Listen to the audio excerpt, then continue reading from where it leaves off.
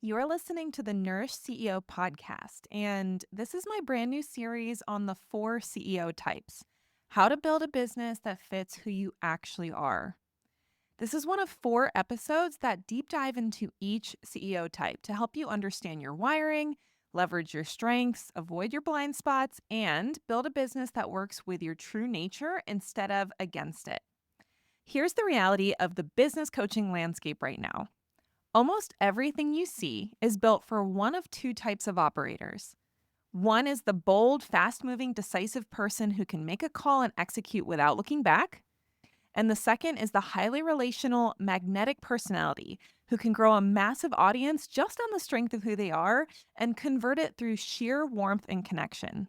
Now, if you're one of those 2 types, a lot of the advice out there probably will work reasonably well for you. But here's what no one's talking about: those are not the only 2 ways to lead a business.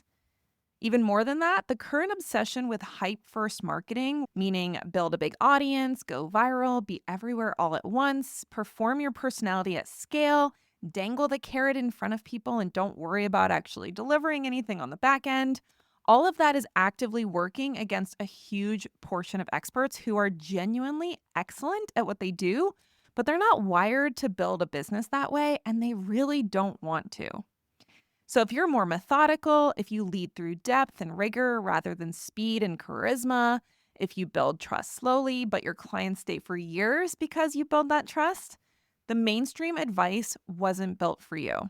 And trying to implement it anyway is probably costing you way more than just time and energy in your business.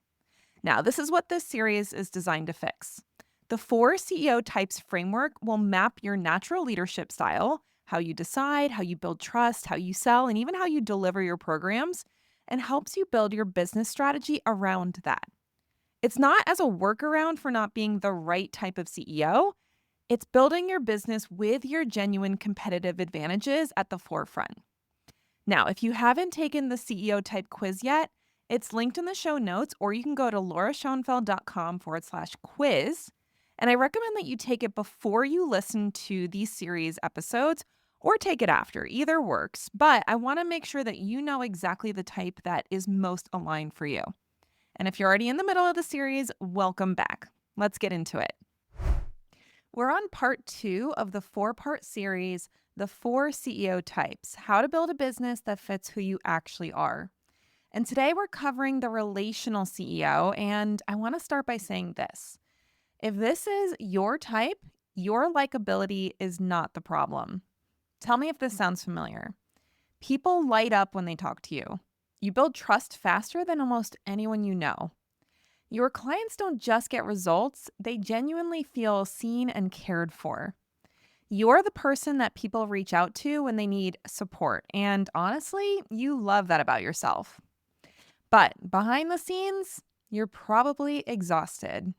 Not because you're doing work that you hate, you actually love the work, but because you're giving so much of yourself to so many people that there's nothing left for you at the end of the day. And somewhere along the way, someone probably just told you that you just need to set better boundaries or stop being so available. And maybe you've tried that, but it feels like putting up walls, and that's just not who you are. Today, I'm going to show you why your warmth is a genuine gift and how to stop letting your relatability drain you without becoming someone that you're not. So let's dig in first to what makes a relational CEO. Now, you might have already listened to maybe the decisive CEO conversation. Maybe you've listened to some other ones as well. And you might be wondering, okay, what makes somebody specifically a relational CEO? And the 2 biggest things that are going to make somebody this type of business owner is that they are people oriented and fast paced. So that means that they are much more concerned about people and people's experiences and relationships than they are about just getting things done. And they're also fast movers. So they make decisions quickly, they adopt new trends quickly, they're trying things, they're very experimental. They're not afraid to put themselves out there and be the first one to do something. And so they are very go, go, go. And it's all about making friends and influencing people. Relational CEOs show up in their business in a few different ways. First of all, they are the type that builds trust quickly and naturally. So, whenever I think about the clients that I work with who fall under this relational CEO category, I always notice that they're the ones whose social media, Instagram, TikTok, whatever they're doing to show up and actually connect with people, their accounts just blow up like tens, if not hundreds of thousands of followers. And it almost feels like natural for them, right? Like I know a lot of people are very timid around social media or they hate it or it feels like this total drag to show up. My clients who are the relational CEOs actually love it and it's mostly very easy for them. They're great at making people feel genuinely seen. So, whether that is in a sales conversation or as a client, the people that they work with just open up to them quickly. They feel very comfortable, and all of that can make a really nice experience for the people that they're working with. They also create spaces where clients feel safe to transform. So they're great at creating a supportive community. They're really great at motivating and cheerleading people, which for a lot of people, that is so valuable. Like just having someone that is in your corner to back you and to be like, yes, I believe in you. You can do this. That is what the relational CEO is amazing at. And I'm saying this as somebody who, as a decisive CEO, that is not my strong suit. So I'm very much in admiration of the people who can do that naturally. Now, they're also energized by connection and collaboration. So they're the kind of people who really love group programs. They love participating in summits or doing interviews or doing like a Instagram live with people. And that is something that really lights them up. They also love live events and being in the room with people and just having this energy that is driven by that extroversion, driven by the desire to be in relationship with people. And they're the kind of person who will like hang out at the party until the lights turn on, right? So they love being in connection, community, collaboration, anything that they can do to be part of a community is going to really light them up. They're also natural networkers and referral generators. So, one of the things that can be really nice about being a relational CEO is that some of the best ways to grow your business with long term clients without having to market yourself super hard, you do that naturally. So, having a great experience with your clients and then them referring people because, oh my gosh, you got to work with so and so. She's amazing. Meeting other colleagues and just sparking this immediate connection with people and having people think of you when they think, oh, I need somebody to send people to. Well, let me send them to so and so because I really connected with that person when we met. So, those networking experiences, referrals, all that stuff is a great way for you to grow your business. And it's very natural for you. It doesn't even feel like you're doing work when you're doing those kind of things. So going to conferences, going to live events, participating in panels, those kind of things are really awesome ways for you to grow your business that are very easy for you to show up and do and feel very aligned and very energized. Now, the reason why this is so valuable when it comes to growing your business is because unlike a lot of people who run businesses or even want to do things like social media or content creation, they have a really hard time creating that real connection with their audience. And they have to think about it. They have to really kind of muster it up to be able to do that. You just do it naturally. Like you almost don't even understand the concept of not being able to connect with people or looking at social media like, oh my gosh, I hate this so much.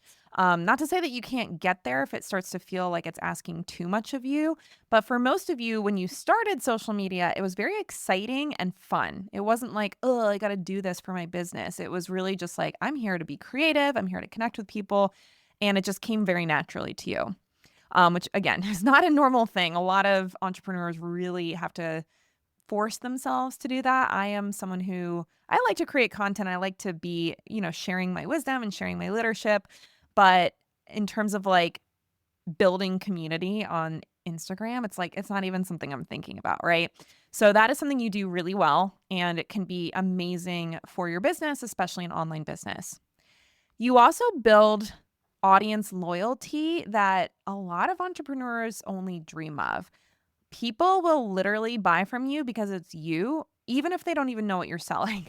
Now, this can be done in a pathological way. I've seen this done in the business coaching space where they're like, you're just buying proximity and you're paying to be in my energy and I'm not even going to tell you what the deliverables are. I don't think that that's an appropriate way to sell a service, but it is something that is like the extreme end of what a relational CEO is really good at, which is like people will just buy from them even if they're not explaining what they do that clearly, or it's not super obvious what they're actually delivering. People just love them and want to be in their energy, and that in and of itself can create sales, which again is like a superpower. If you can just get people to spend money with you because they want to be around you, that's awesome. And that's really, really helpful for building a personal brand, because people will come with you from one niche to another, from one topic to another, and they're really there for you more than they're there for the individual topic that you are an expert about. Now, in addition to that, your clients who love working with you, they become your biggest advocates. So they just will shout your name from the mountaintops. They'll tell everyone about you.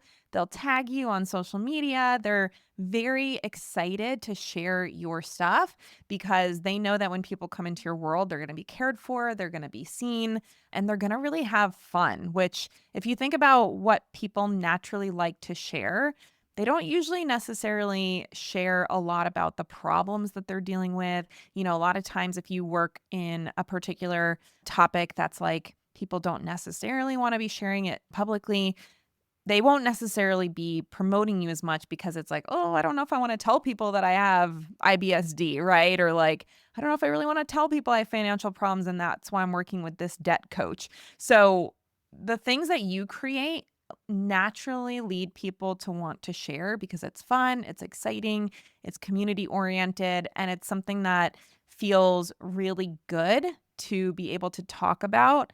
And you don't feel like, oh, I gotta like tell somebody the secret about this person I'm working with. Like you are just somebody that people can very naturally pump up to the public and they're excited to do so. It makes me think of like Taylor Swift, right? Like people who like Taylor Swift are very happy to talk about Taylor Swift. They're very happy to identify as a Taylor Swift fan. They got the friendship bracelets, like anything she's doing. They're wearing like the tassel dress to the concert.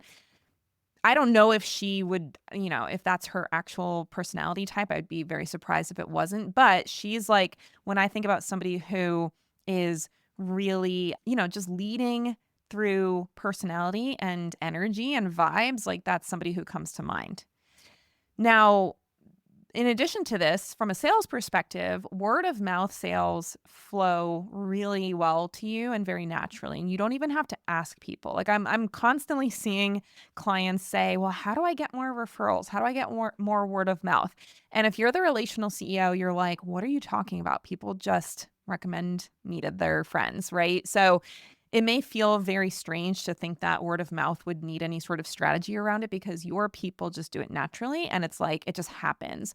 Honestly, a lot of the stuff I think for the relational CEO is one of those like, I don't know how I did it, but I just did it, right? Like that's the way that you approach a lot of stuff in your business is it's like very intuitive, it's very feeling based. It's like I just feel like this is the right way to go and you move quickly and it's like let's have fun with this. So it's a very excited and energized approach to business that doesn't usually fall into like overthinking or analysis paralysis. Like you're just like, let's go, let's do it, let's have fun. So I do think that connection as a business strategy can benefit everybody. And I think we can all really learn from the relational CEO. I know for me personally, as a primary decisive CEO, I actually have the secondary trait of the relational CEO. So I'm like a more people-oriented decisive CEO, if that makes sense. But I know for me, like being able to create that community experience, that connection, that, sense of, just connection inside of a program or doing things that my clients are like, oh, that was really nice that you thought of me. To me, that doesn't come naturally. Like, yes, I want people to feel that way, but it's not like how my brain works to be so easily thinking of ideas like that. Whereas someone who's a relational CEO at the forefront, they're like, that's just what they do. They send gifts to their clients. They make these like beautiful events if they're running live events. They just are, again, the life of the party and people love to be around them. And, everything in their business is about let's have fun. Let's make this positive. Let's, even if you're solving a problem, like I'll talk a little bit about a client of mine who is definitely the relational CEO type. She works with clients with PCOS. PCOS is not typically something you think about as being like fun, but as you'll see from her interview, she approaches things in a way that make it more fun, make it more entertaining, make it more personality driven. And even the content she's putting out there as an expert is still about making PCOS something that's empowering instead of something that is, a health condition somebody should be ashamed about. So turning problems into opportunities for growth, for empowerment, like that is what relational CEOs do really well. So when it comes to making money, again, I think the relational CEO is probably one of the best money-making types, like just naturally, because there's so much stuff that, at least in our world today, really benefits from the skill sets that relational CEOs have.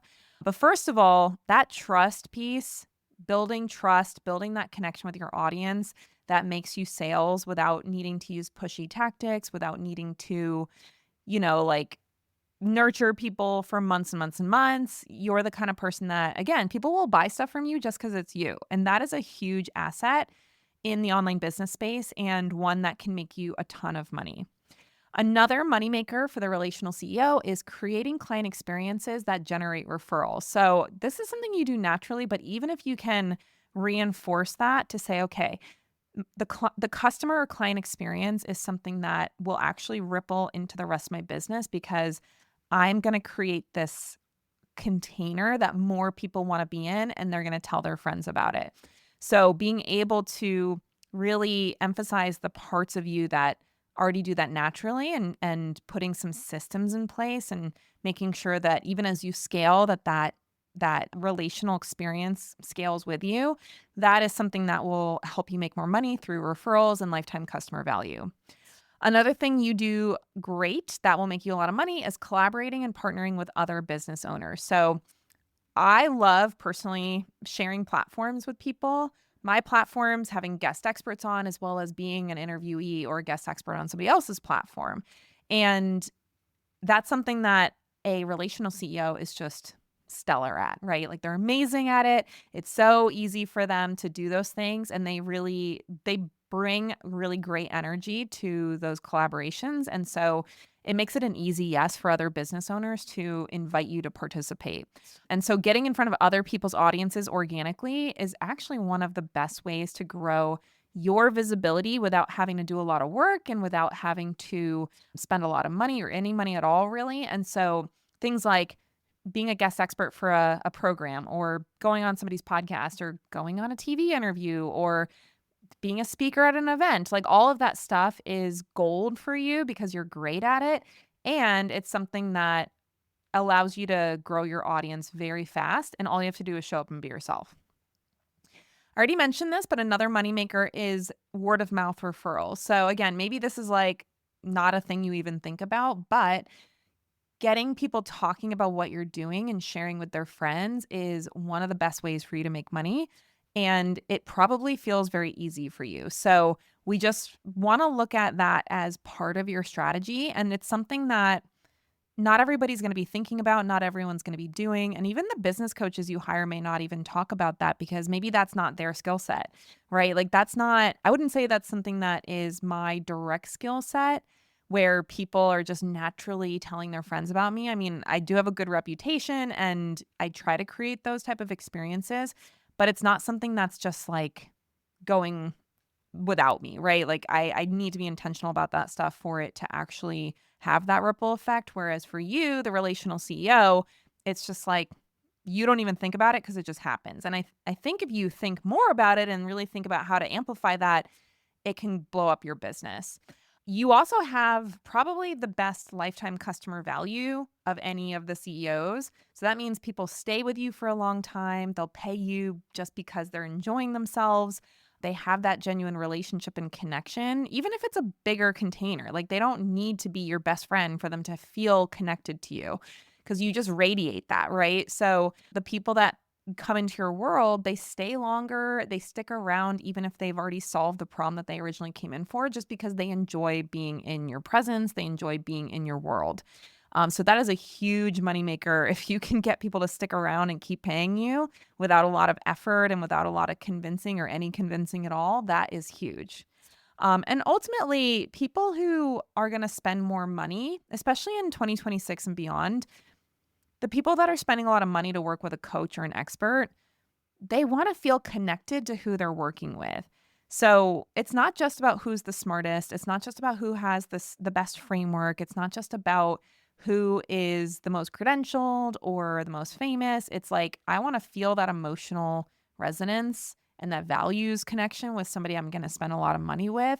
And that is something that you do very naturally, where you create that feeling of connection and that warmth and that intimacy that a lot of people don't naturally create. And so that can actually attract high paying clients to you much faster than somebody who is much more intellectual about things and really thinking about their frameworks as opposed to who they are as a person. Now, just like every other of the 4 CEO types, you have blind spots too as a relational CEO. And a lot of times it's the same things that make you really successful. So I mentioned before that you are great at growing an audience, about getting eyeballs on you, about, just like I said, if you're a relational CEO, these are my clients who their Instagram is like, 50,000, 500,000, a million followers. And that's really natural for them to create that kind of momentum in community and audience. However, sometimes, even with a huge audience like that, you can struggle to make sales because you're attracting people who aren't looking to spend money. They just like your energy. They're not actually dealing with the problem you have. They just are like, "Oh, she's cool. I'm going to follow her," right? Like they're not somebody who's like actively seeking a solution to a problem that they want to pay for. They just like your vibe and they're going to follow you, right? So a lot of times that huge audience isn't necessarily an audience full of buyers. And that can be frustrating because you think, oh, I have, 50,000 followers. Why am I not making more sales? But it's because a lot of those followers are not actually looking to pay for a solution. Another issue you run into is that you struggle with pricing and probably have an issue with raising prices the way that you should when you're ready to, or you just like blow past any sort of, logical pricing decisions and you just like feel like, oh, I'm going to price this. And you don't necessarily have a clear understanding of why you're pricing it the way that you are. So that's usually the two directions I see with my relational clients is it's like either things are too cheap because they're like, I just want to help everybody, or they kind of swing in the other direction because some business coach was like, charge what you're worth. And the relational CEOs are like, well, I'm worth a lot, so I'm going to charge a lot. And they're not necessarily backing that pricing up with clarity on what the person is paying for. Now, some people will pay for that, right? Like I said before, some people will literally just pay you because they like you, and that's awesome. But it's not everybody, and it's probably not most people that are just going to spend money because they like someone. So that can run into issues for you when you have a lot of people who are like, oh my gosh, I would love to work with you. You're amazing. This looks so great. And then they see your price and they're like, oh, never mind. And then they bail, right? So if that sounds familiar, it's probably just because I've seen it so much with my relational CEO clients. Now, you might also struggle with over delivering. So you always want everyone to be happy, to get what they came for, to just be serving people. So what that can end up looking like is you add extra calls, you let sessions go over time all the time. If you're using things like Voxer to communicate with clients, like you'll just like respond to a 10-minute voice memo with another 10-minute voice memo. And it's not because you're lacking confidence or that you feel obligated to. A lot of times it's just like you just really love communicating and you love relating with people and you want them to have the best possible experience. But what that creates is this complete lack of integrity around any sort of container or boundaries. So you end up blurring those boundaries because, especially if you've delivered it and then now you're trying to walk back and kind of like put the toothpaste back in the tube. that feels like you're rejecting someone or you're punishing someone, and that can feel really bad for you because you care about people. And so you get that scope creep, you get that boundary blurring, and maybe it doesn't feel that big of a deal earlier on in your business, but the more you grow, the more that starts to become really, really exhausting. And like I said, because you feel like, I don't want to be mean and take this away from someone, you just keep giving it and just, make it so that you're the one that suffers, which for better or worse, that's your tendency as a relational CEO to put other people's needs above yours. Now, another thing that can show up, which might be a little bit more subtle, is you get these people that'll sign up for your services and they'll show up, they'll come to calls, they'll tell you how much they love what you're doing, that, oh my gosh, this program is amazing.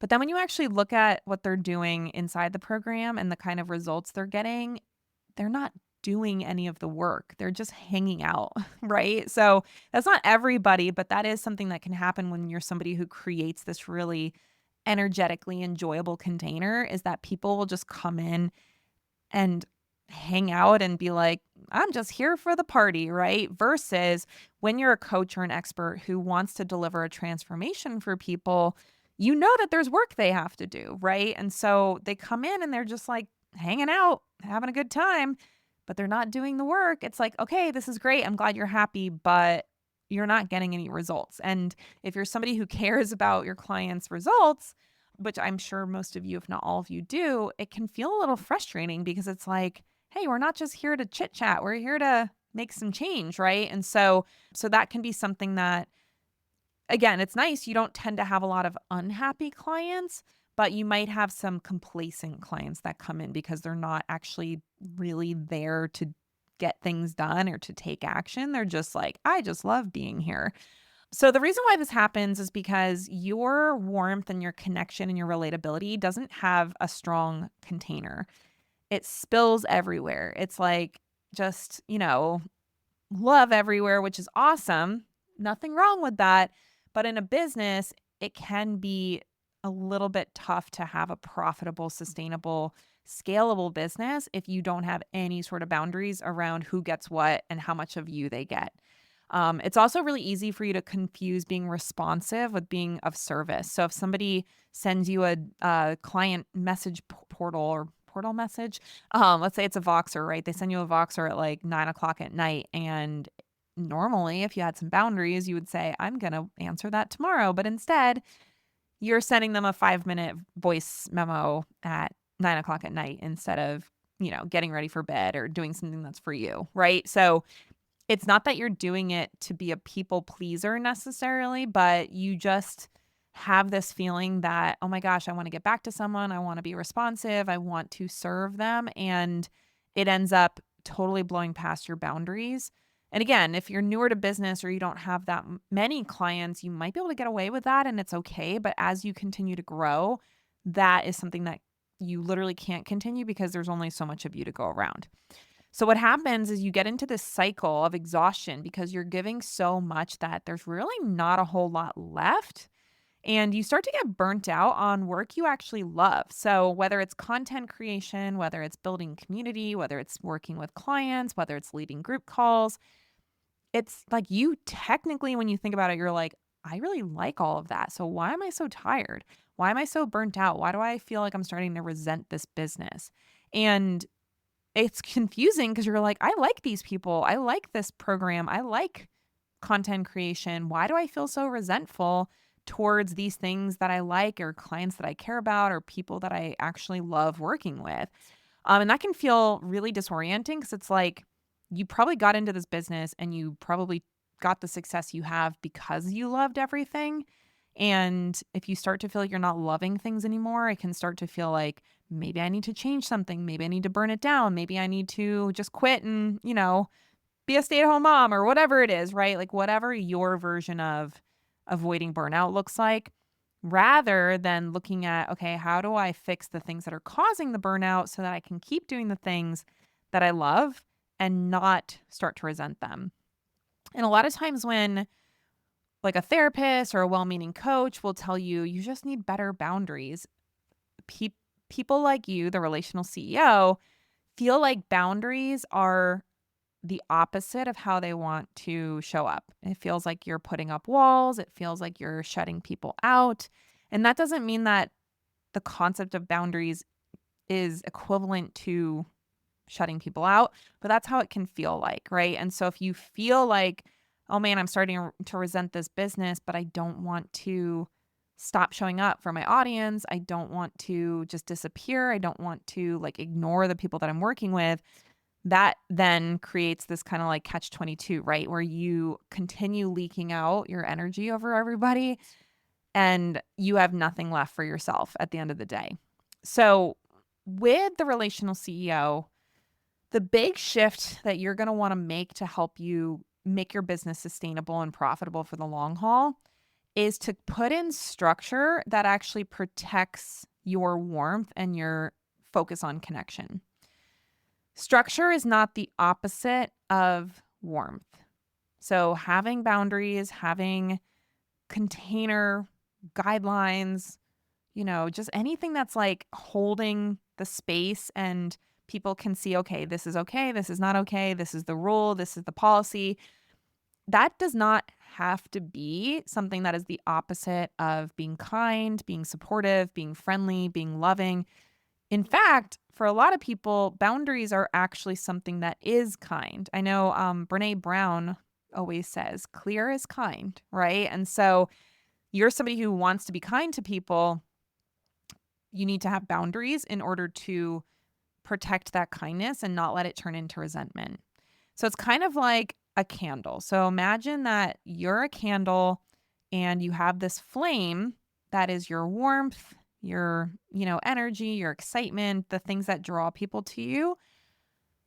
If you just put a candle on a table with no holder, the wax is going to melt everywhere. You could set the table on fire. Like there's a lot of stuff that can go wrong with an uncontained candle, right? So that's why we use candle holders, whether it's a glass jar, whether it is a, ceramic plate, whether it is a candlestick, like there's something to contain that candle so that the warmth and the flame and the fire and the energy is doing what it's meant to do, which is creating light, creating warmth, creating heat, being helpful, because we all like to have our, if you want to read at night, you need some light. If you want to see where you're going, you need the light, right? So there's a lot of value to that fire on the candle, but we need it contained because otherwise it can cause a lot of problems if it's just allowed to just go anywhere.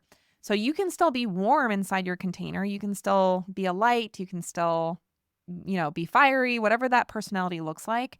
But you just stop letting the container expand infinitely and have no walls or boundaries. So let's talk about what this looks like in practice, because I know it's really easy to say set boundaries or create a container, and then you're like, okay, well, what does that mean? For your offers, this means creating clear containers with a defined scope. So defined scope means that you are very clear, especially in some sort of terms and conditions or contract, you're clear about what they're getting and what you are agreeing to and what your policies are. And the person that you're working with knows what they're getting. So if you have, promises on Voxer, instead of just being like, oh, you have unlimited Voxer access, and now they think they can, get a response Sunday at 10 p.m., you say unlimited Voxer access, and my hours to respond are between, 9 and 4 p.m. Eastern, Monday through Thursday. And I promise to respond within 2 business days, right? So like that's what you're promising. And it's a very clear boundary around what the deliverable is. That doesn't mean that you have to hold yourself to that, right? Like if you want to answer outside of those boundaries, you can. Nobody's going to give you a fine or something. And then I've even had clients before who were like, oh, I'll make sure I don't message you outside of those working hours. I'm like, dude, you can message me whenever you want. Like I can be responsible for my own boundaries. And if I want to answer, I will. If I don't, I will wait until I'm technically working, right? So it's like, you don't have to be rude. You don't have to make people feel uncomfortable. You don't have to be like, oh, I can't believe you Voxered me outside of my hours. Like it's just saying, listen, this is a part of how I'm serving you. This is my boundary around what to expect. And then that way, If somebody is like, hey, I Voxered you 3 hours ago. Why haven't you gotten back to me? You can go back to your policy to say, actually, I promised that I would be responding to Voxers within 2 business days. So given that it's been 3 hours, I didn't have a chance to see this message, right? And, I can share that because that's happened to me before, right? Where I have a client who, they were borderlining abusing the Voxer privileges. And it wasn't just that they were sending a lot of messages. It was like literally they would send a message and then a couple hours later be like, why haven't you answered this yet? And it's like, okay, that's not what we agreed to, but let me remind you of what the policy is. So that's why you have to have the policies in the first place, because it can feel very affronting if you like get mad at somebody because they're doing something that you don't like, but you never ever told them what to expect, right? And I'm not saying you would get mad, but you might get resentful, you might get frustrated, or you might feel like, oh, I have to answer because I told them they had unlimited Voxer access. So now I have to answer them after they Voxered me an hour ago, right? So having those guidelines and that structure that is very clear and defined in your offer, and you're not just like doing whatever people want you to do, you've defined your scope and you're like, hey, if that's not within my scope, I can refer you out. We can add on some extra support that's paid for. But it's a lot easier to do that when you've been clear about things than if you're just like, kind of loosey-goosey about what you're actually selling. When it comes to your messaging, the hard part is the way that you approach messaging can grow your audience, right? So like I said, you are very, very good at growing a large audience. And you have the unfortunate downside of attracting a lot of people that are never going to work with you. They don't have any intention to pay you. They might even be the kind of people that really latch into like the parasocial relationship and they just want access to you. They're the ones that like get mad if you don't answer their DMs or if you tell them to pay you if they want to get your insight on something. So obviously there's benefits to having a big audience, but the dark side is you get a lot of people that are just not a good fit, right? So in your messaging, what you can do is start to do more filtration and really be clear about who you're not for as much as you're clear about who you're for. Because you don't just want anybody and everybody coming into your business. I'm not saying that you have to be discriminatory. I hope you wouldn't be, but you can be very clear about who your services are for, who is a best fit for what you offer. And that's not mean. It's actually very kind so that people know if it's something that they would be interested in paying for. If it's not a fit, then they can put their money elsewhere. They can work with somebody else. There's plenty of other people that they could work with. They don't need to specifically work with you. So using your messaging to be a little polarizing, to be like, this is what I stand for, this is what I don't stand for, versus just creating content that attracts everybody within the category that you create the content for is something that can help you have more structure within the business and not just be like available for everybody.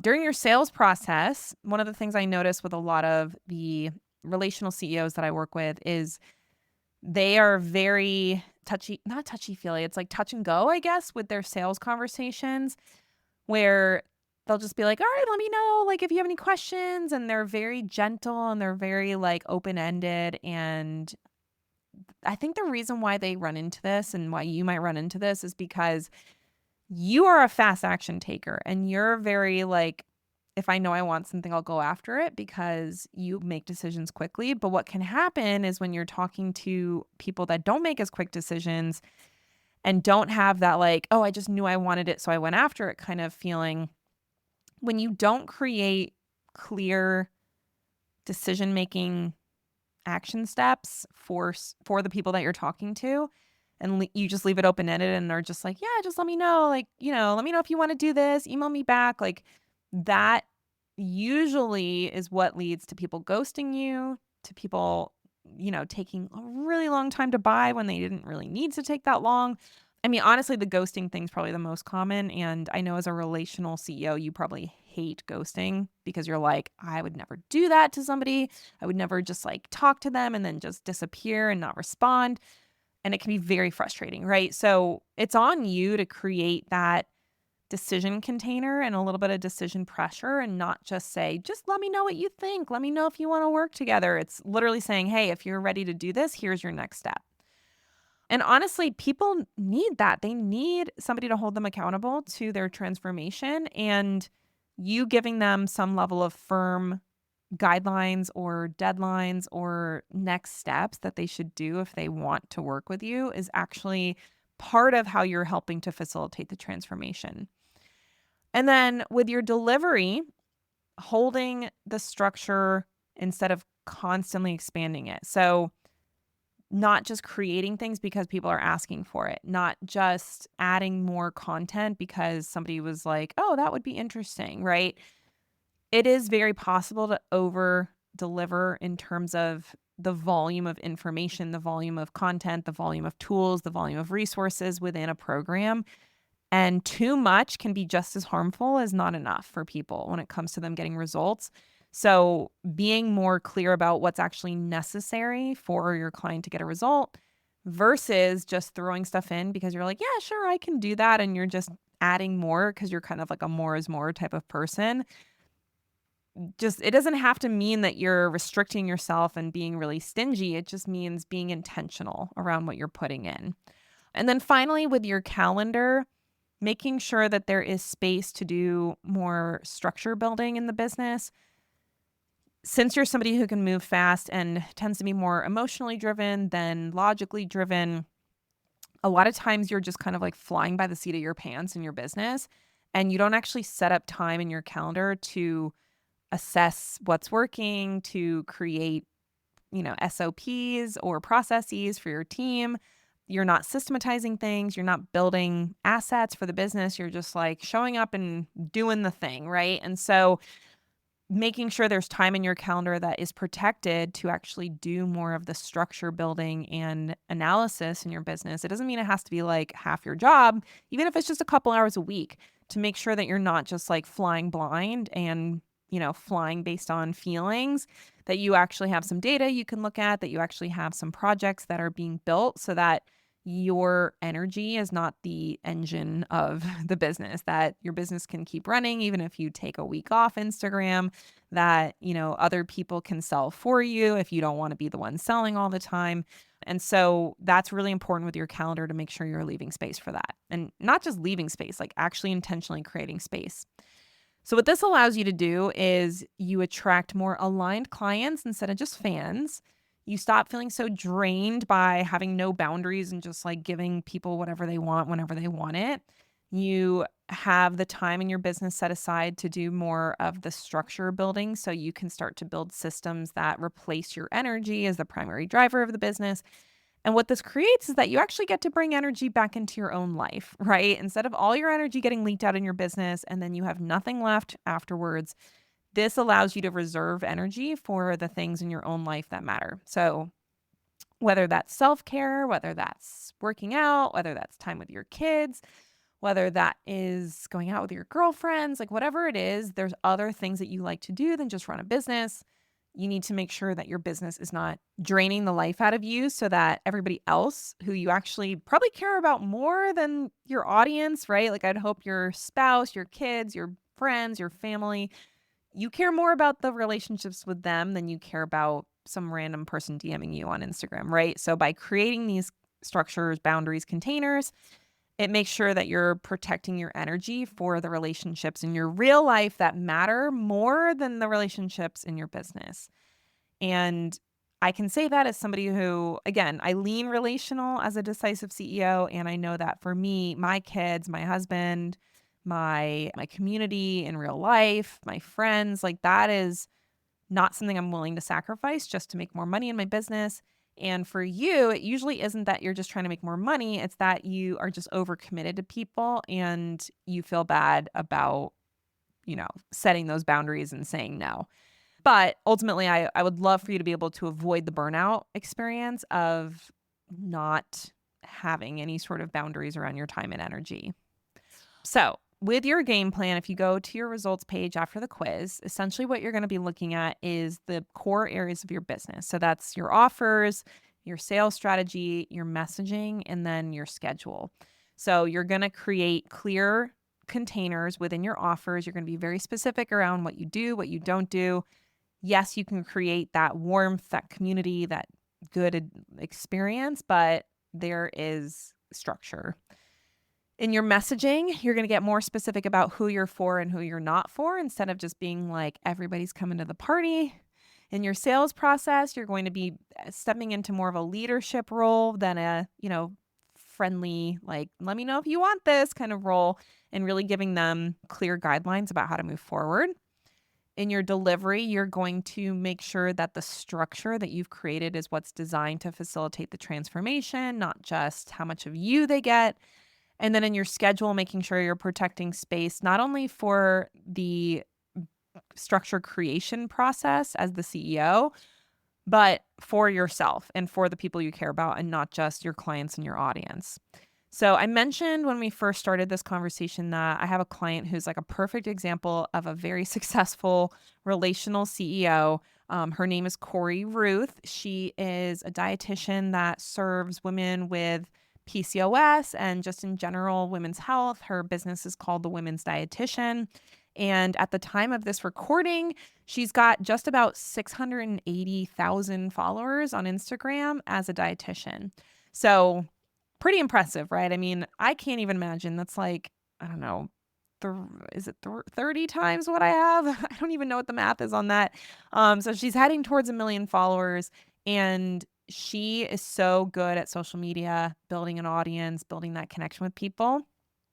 And one of the things that we talked about in her interview is how that translated to her book deal. So being able to write a book, and her book is called PCOS is My Power. So again, this idea that like, yes, it's a health condition that can be somewhat negative for people, but being that relational CEO, she actually turned it into something that's positive and made it more exciting and fun and enjoyable to be working on healing your PCOS, as opposed to just this like health condition that you have. So her ability to grow that audience, her ability to make something like PCOS more enjoyable to talk about, all of that is something that has absolutely exploded her business.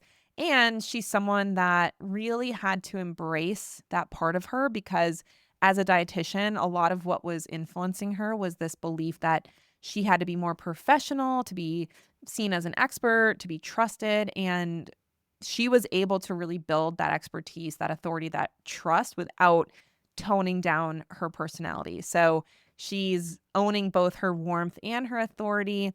And that is what has led her to have this, huge Instagram account, this legitimate published book deal. She's got a multi-6-figure business. She sells out her program. She's got one-on-one clients in her practice. Like, there's so many things she's doing, and it's all based on her personality as a relational CEO, not in spite of her personality. So we will link to the show notes, or in the show notes, I'll link to this episode if you want to listen to her interview. But she's a great example of someone who has done business very well as a relational CEO. So I hope that this was interesting and fun for you to listen to as a relational CEO. I know sometimes it's like, doing things to learn about your business can sometimes feel a little like, oh, I don't want to do this. I just want to like go have fun. You're the person who's like jumping on the trends, doing the fun reels, like all the stuff that a lot of us are like, oh, I don't want to keep up with that. Like, you're the one who enjoys it. So I hope that our conversation today can ground you a little bit in some of the things that will protect you, protect your energy, protect the things that matter to you, while still allowing you to blow up your business with the personality that you have. So as a reminder, your warmth and your friendliness and your likability is a gift. It's not a liability. And the work that you want to be focusing on is building containers that protect that warmth so that it's sustainable and that it's benefiting everybody and not just burning your house down. So if this resonated with you and you haven't taken the CEO quiz yet, you absolutely can. If you're listening to this and you're like, I don't know if this really sounds like me, then definitely take the CEO type quiz, because it's probably not this is probably not your type. There's 3 other types that you could possibly be. But if you are a relational CEO, then go check out the results page because that'll give you your full game plan. And since you're the networker, the friend maker, the community person, I would love for you to share this with people that you know that also might be a relational CEO or just any type of CEO. Because ultimately, the goal with this series, the goal with this quiz is to help people really identify their strengths as well as their blind spots so that their business can be structured in a way that helps them grow in an aligned way while also shoring up the parts of the business that maybe fall by the wayside because it's not their natural strength. So I hope that you found this valuable and useful, and I'm really glad that you're here with me on this episode today. I'll look forward to seeing you here next time on the Nourished CEO podcast. Take care, everybody. Thanks for listening to this episode of the Nourished CEO podcast. And if this episode got you thinking about how you're actually wired to run your business, your next step is to take the CEO type quiz. Because here's the thing, most of the business advice out there was built for someone specific. And if that someone isn't you, it doesn't matter how hard you work or how many strategies you implement. It's just never going to feel right, and it's never going to work as well as it should. Knowing your CEO type changes all of that. After you take the quiz, your results page will walk you through your natural strengths, your biggest blind spots, and a concrete game plan for your offers, messaging, sales, and even your calendar, all built around how you actually think and lead. Not generic advice, your specific direction. It takes about 5 minutes and it's completely free. The link is in the show notes, or you can go to lauraschoenfeld.com/quiz. And if you already know your type and this episode resonated with you, share the quiz with someone else who needs it. The right framework at the right time can completely change how someone sees their business. And honestly, that's exactly why I made this. All right, I'll see you next time on the Nourished CEO podcast.